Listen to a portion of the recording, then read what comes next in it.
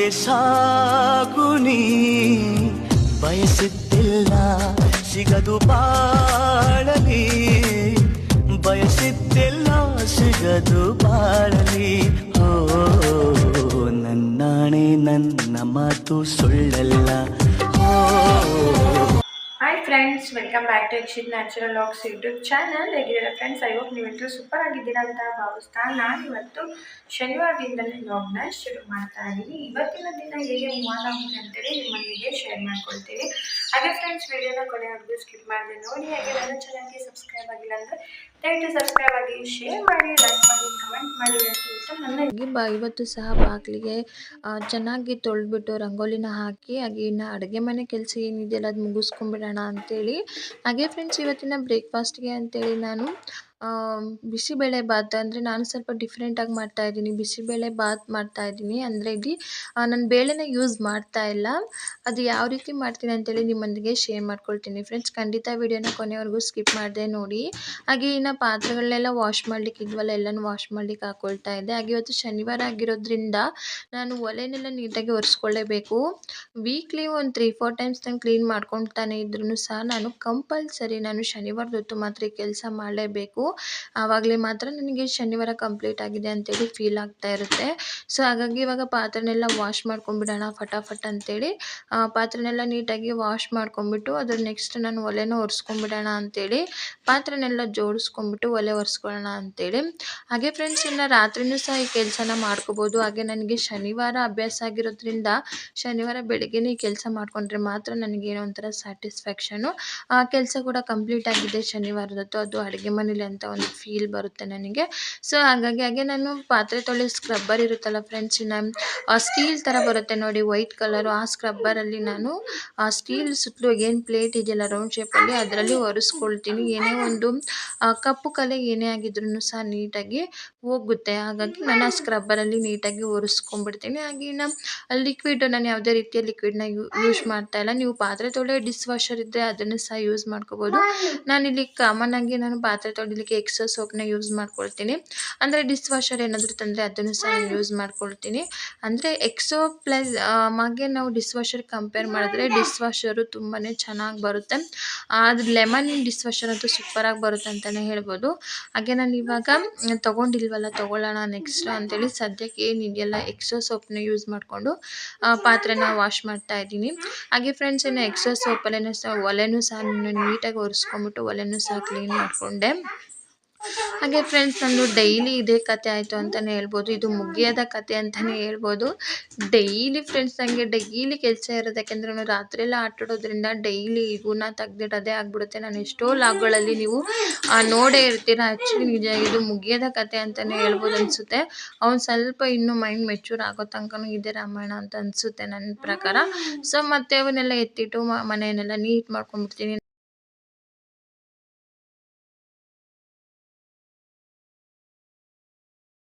ಇನ್ನು ನನ್ನ ಹಸ್ಬೆಂಡ್ ಕೂಡ ಬಂದಿದ್ದರು ಮನೆಗೆ. ಇನ್ನು ಕಿಚನ್ ಎಲ್ಲ ನಾನು ನೀಟಾಗಿ ಮಾಡಿಕೊಂಡೆ. ಇನ್ನು ಮಲಗಿದೆ ನೋಡಿ ನನ್ನ ಮಗ.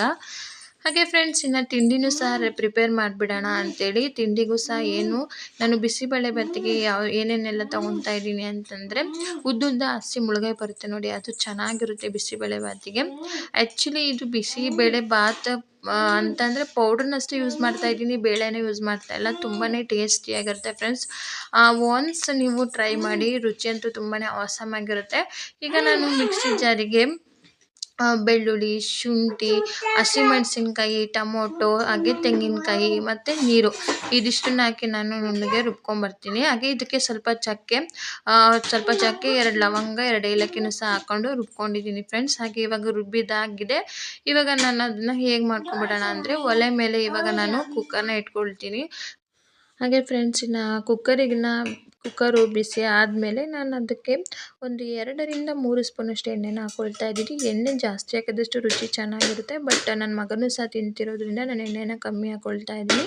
ಹಾಗೆ ಈಗ ನಾನು ಎಣ್ಣೆ ಬಿಸಿ ಆದಮೇಲೆ ಇದಕ್ಕೆ ಪಲಾವ್ ಎಲೆ ಜೊತೆಗೆ ಫ್ರೆಂಡ್ಸ್ ಈರುಳ್ಳಿನ ಈ ಥರ ಉದ್ದ ಕಟ್ ಮಾಡಿ ತೊಗೊಂಡಿದ್ದೀನಿ. ಇದನ್ನು ಸಹ ಆ್ಯಡ್ ಮಾಡ್ಕೊಳ್ತೀನಿ. ಇನ್ನು ಈರುಳ್ಳಿ ಸ್ವಲ್ಪ ಕಲರ್ ಚೇಂಜ್ ಆಗಬೇಕು, ಅಲ್ಲಿವರೆಗೂ ನಾನು ಎಣ್ಣೆಯೊಂದಿಗೆ ಚೆನ್ನಾಗಿ ಫ್ರೈ ಮಾಡ್ಕೊಳ್ತೀನಿ. ಹಾಗೆ ಫ್ರೆಂಡ್ಸ್, ಇನ್ನು ಮಕ್ಕಳಿರೋರ ಮನೆಯಲ್ಲಿ ಸ್ವಲ್ಪ ಎಣ್ಣೆ ಕಮ್ಮಿ ಮಾಡಿ, ಹಾಗೆ ಮಕ್ಕಳಿರೋ ಇರೋರ ಮನೇಲಿ ಹಾಗೆ ಏಜ್ ಆಗಿರ್ತಾರಲ್ಲ ಅಂಥ ಮನೆಗಳಲ್ಲಿ ಸ್ವಲ್ಪ ಎಣ್ಣೆನ ಕಮ್ಮಿ ಯೂಸ್ ಮಾಡೋದು ಹೆಲ್ತಿಗೆ ತುಂಬ ಒಳ್ಳೆಯದು ಅಂತಲೇ ಹೇಳ್ಬೋದು.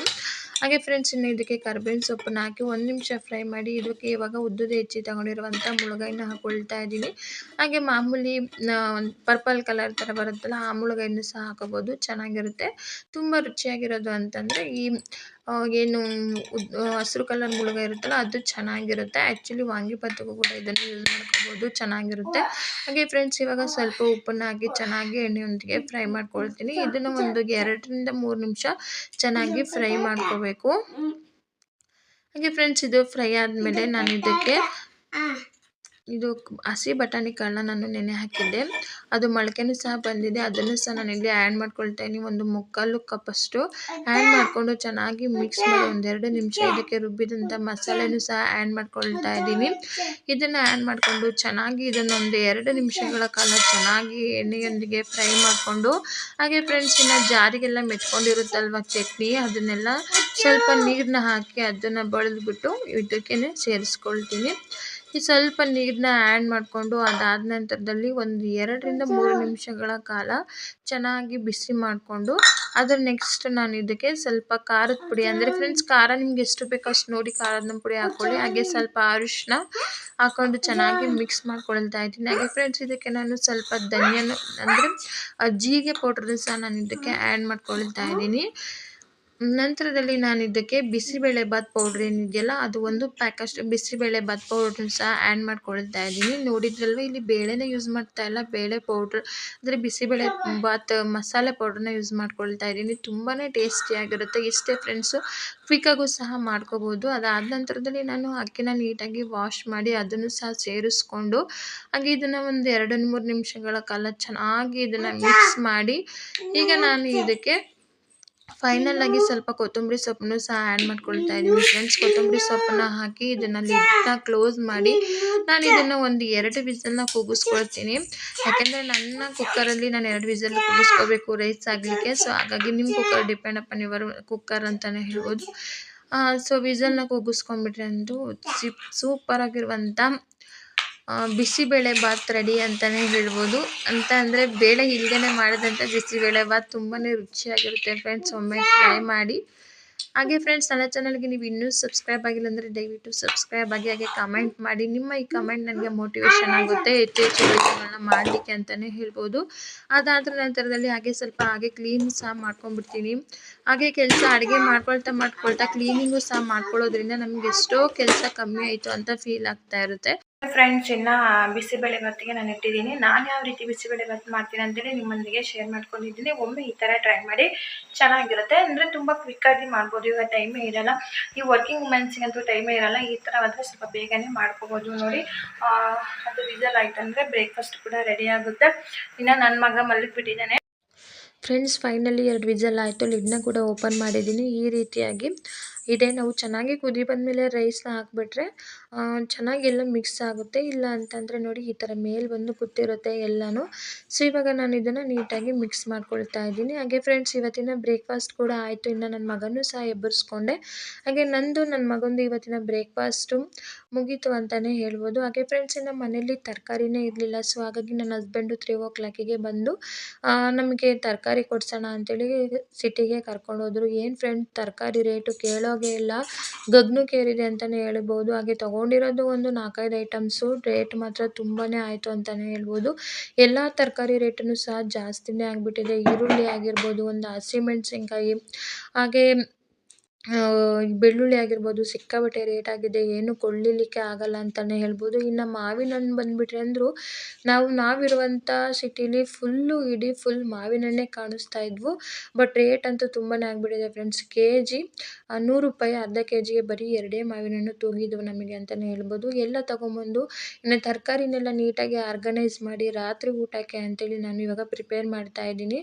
ಹಾಗೆ ಫ್ರೆಂಡ್ಸ್, ಇದು ತುಂಬಾ ಕ್ವಿಕ್ಕಾಗಿ ಮಾಡ್ಕೋಬೋದು. ಇದಕ್ಕೆ ಯಾವುದೇ ಯಾವುದೇ ರೀತಿಯ ಮಿಕ್ಸರ್ ಇವಾಗ ಇವಾಗ ಮಳೆಗಾಲ ಆಗಿರೋದ್ರಿಂದ ಕರೆಂಟ್ ಪ್ರಾಬ್ಲಮ್ ಆಗ್ತಾ ಇರುತ್ತಲ್ವ, ಅಂಥ ಟೈಮಲ್ಲಿ ನೀವು ಇದನ್ನು ಮಿಕ್ಸರ್ ಇಲ್ಲದೇ ಇದನ್ನು ತುಂಬ ಕ್ವಿಕ್ಕಾಗಿ ಮಾಡ್ಕೋಬೋದು ಮಸ್ತ್ ಬಿಟ್ಟು. ಇದನ್ನು ಮಾಡಲಿಕ್ಕೆ ನೋಡಿ ಫ್ರೆಂಡ್ಸ್, ಇದು 1 ಕಪ್ಪಷ್ಟು ನಾನು ಹೆಸರು ಕಾಳನ್ನ ತೊಗೊಂಡಿದ್ದೀನಿ. ಹಾಗೆ ಹಸಿಮೆಣಸಿನ್ಕಾಯಿ ಜೊತೆಗೆ ಬೆಳ್ಳುಳ್ಳಿ, ಈರುಳ್ಳಿ, ಟೊಮೊಟೊನ ಸಹ ತೊಗೊಂಡಿದ್ದೀನಿ. ಇದಿಷ್ಟನ್ನು ಸಹ ನಾನು ಏನು ವಾಶ್ ಮಾಡಿದ್ನಲ್ವ ಹೆಸರು ಕಾಳು, ಅದಕ್ಕೆ ನಾನು ಇದಕ್ಕೆ ಆ್ಯಡ್ ಮಾಡಿಕೊಂಡು, ಹಾಗೆ ಇದಕ್ಕೆ ಸ್ವಲ್ಪ ಒಂದು 1/4 ಸ್ಪೂನಷ್ಟು ನಾನು ಅರಿಶಿನ ಪುಡಿನ ಹಾಕ್ಕೊಳ್ತಾ ಇದ್ದೀನಿ. ಹಾಗೆ ಸ್ವಲ್ಪ ಉಪ್ಪನ್ನು ಸಹ ಹಾಕ್ಕೊಳ್ತಾ ಇದ್ದೀನಿ. ಇಷ್ಟನ್ನು ಹಾಕಿ ಜೊತೆಗೆ ಇದಕ್ಕೆ ಸ್ವಲ್ಪ ನೀರನ್ನು ಸಹ ಸೇರಿಸ್ಕೊಳ್ತಾ ಇದ್ದೀನಿ ಫ್ರೆಂಡ್ಸ್. ಇದಂತೂ ತುಂಬಾ ಕ್ವಿಕ್ಕಾಗಿ ಮಾಡೋದು, ಬ್ಯಾಚುಲರ್ಸ್ಗಂತೂ ತುಂಬಾ ಇದು ಯೂಸ್ಫುಲ್ ಆಗುತ್ತೆ ಇದು ಸಾಂಬಾರು ಅಂತಲೇ ಹೇಳ್ಬೋದು. ಹಾಗೆ ಫ್ರೆಂಡ್ಸ್, ಇದಕ್ಕೆ 1-2 ಸ್ಪೂನಷ್ಟು ಎಣ್ಣೆನೂ ಸಹ ಹಾಕ್ಕೊಳ್ತಾ ಇದ್ದೀನಿ. ಹಾಕ್ಕೊಂಡಿದ್ದ ನಂತರದಲ್ಲಿ ನೋಡಿ, ಇವಾಗ ಇದನ್ನು ಲಿಡ್ನ ಕ್ಲೋಸ್ ಮಾಡಿ ನಾನು ಇದನ್ನು ಅರೌಂಡ್ ಒಂದು 3 to 4 ವಿಸಲ್ ಬರೋವರೆಗೆ ಬೇಯಿಸ್ಕೊಳ್ತೀನಿ. ಅಂದರೆ ಫ್ರೆಂಡ್ಸ್, ಹೆಸರು ಕಾಳು ಚೆನ್ನಾಗಿ ಸ್ಮ್ಯಾಶ್ ಆಗಿರಬೇಕು, ಯಾಕೆಂದರೆ ನಾವು ಮಸ್ತ್ಕೊಳ್ಳೋದ್ರಿಂದ ಅದು ಚೆನ್ನಾಗಿ ಬೇಯ್ಕೋಬೇಕಲ್ವ. ಸೊ ಹಾಗಾಗಿ ಜಾಸ್ತಿ ವಿಸಲ್ನ ಕೂಗಿಸ್ಕೊಳ್ತಾ ಇದ್ದೀನಿ. ಈಗ ನೀವು ನೋಡ್ಬೋದು ನೋಡಿ ಫ್ರೆಂಡ್ಸ್, ಫೈನಲಿ ಇದು ಚೆನ್ನಾಗಿ ಬೆಂದ್ಕೊಂಡಿದೆ. ಈಗ ಒಂದು ಮಸ್ಯದಲ್ಲಿ ತಗೊಂಡು ಚೆನ್ನಾಗಿ ಮಸ್ತ್ಕೊಳ್ತಾ ಇದ್ದೀನಿ. ಹಾಗೆ ಫ್ರೆಂಡ್ಸ್, ನಾನು ಇದಕ್ಕೆ ಹುಣಸೆಹಣ್ಣು ಸಹ ನೆನಾಕಿದ್ದೀನಿ. ಇದಕ್ಕೆ ಹುಣಸೆಹಣ್ಣು ರಸನೂ ಸಹ ಆ್ಯಡ್ ಮಾಡಿಕೊಂಡು ಚೆನ್ನಾಗಿ ಮಸ್ತ್ಬಿಟ್ಟು, ಹಾಗೆ ಫ್ರೆಂಡ್ಸ್ ಇದಕ್ಕೆ ಒಗ್ಗರಣೆನೂ ಸಹ ಮಾಡ್ಕೊಳ್ತೀನಿ. ನಿಮ್ಗೆ ಎಷ್ಟು ಬೇಕೋ ಅಷ್ಟು ನೀರನ್ನು ಸಹ ಸೇರಿಸ್ಕೊಂಡು, ಇಲ್ಲಿ ಒಗ್ಗರಣೆಗೆ ಅಂತೇಳಿ ನಾನು ಕರಿಬೇವು, ಒಣಮೆಣಸಿನ್ಕಾಯಿ, ಹಾಗೆ ಈರುಳ್ಳಿ, ಸಾಸಿವೆನೂ ಸಹ ಒಗ್ಗರಣೆ ಮಾಡ್ಕೊಳ್ತಾ ಇದ್ದೀನಿ. ಹಾಗೆ ಫ್ರೆಂಡ್ಸ್, ನಾನು ಇದನ್ನು ಬೇಯೋಕ್ಕೆ ನಾನು ವಿಸಿಲ್ ಹಾಕಿಸ್ಕೊಳ್ಳುವಾಗ ಅದ್ರ ಜೊತೆಗೆ ನಾನು ಜೀರಿಗೆನೂ ಸಹ ಹಾಕ್ಕೊಂಡಿದ್ದೀನಿ. ಜೀರಿಗೆ ತುಂಬಾ ಇಂಪಾರ್ಟೆಂಟ್ ಅಂತಲೇ ಹೇಳ್ಬೋದು. ಆ ನಂತರದಲ್ಲಿ ಫ್ರೆಂಡ್ಸ್, ಇದಕ್ಕೆ ಎಷ್ಟು ಬೇಕು ಅಷ್ಟು ನೀರನ್ನ ಸೇರಿಸ್ಕೊಂಡು, ಹಾಗೆ ತೆಂಗಿನಕಾಯಿನೂ ಸಹ ಸೇರಿಸ್ಕೊಂಡಿದ್ದೀನಿ. ಜೊತೆಗೆ 1/4 ಸ್ಪೂನಷ್ಟು ನಾನು ಧನಿಯಾ ಪೌಡ್ರು, ಮನೇಲಿದ್ದ ಮಸಾಲೆ ಪೌಡ್ರ್ ಇರುತ್ತಲ್ಲ ಧನಿಯಾ, ಅದನ್ನು ಸಹ ಸೇರಿಸ್ಕೊಂಡು ಚೆನ್ನಾಗಿ ಇದಕ್ಕೆ ಎಷ್ಟು ಬೇಕು ಅಷ್ಟು ವಾಟರ್ನ ಸೇರಿಸಿ ಉಪ್ಪನ್ನ ಹಾಕಿ ಬೇಯಿಸ್ಕೊಂಡ್ವಿ ಅಂತಂದರೆ ಸಾಂಬಾರಂತೂ ಸೂಪರಾಗಿ ರೆಡಿ ಆಗುತ್ತೆ. ಒಮ್ಮೆ ಟ್ರೈ ಮಾಡಿ ಫ್ರೆಂಡ್ಸ್. ನಮ್ಮದು ರಾತ್ರಿ ಊಟನೂ ಸಹ ಮುಗೀತು. ಹಾಗೆ ಫ್ರೆಂಡ್ಸ್, ನಾನು ಲಾಗ್ನ ಸಹ ಎಂಡ್ ಮಾಡ್ತಾ ಇದ್ದೀನಿ. ಇದಾಗಿತ್ತು ನನ್ನ ಇವತ್ತಿನ ಲಾಗ್. ಸಿಗೋಣ ನೆಕ್ಸ್ಟ್ ಲಾಗ್ನೊಂದಿಗೆ. ಬಾಯ್, ಟೇಕ್ ಕೇರ್, ಗುಡ್ ನೈಟ್.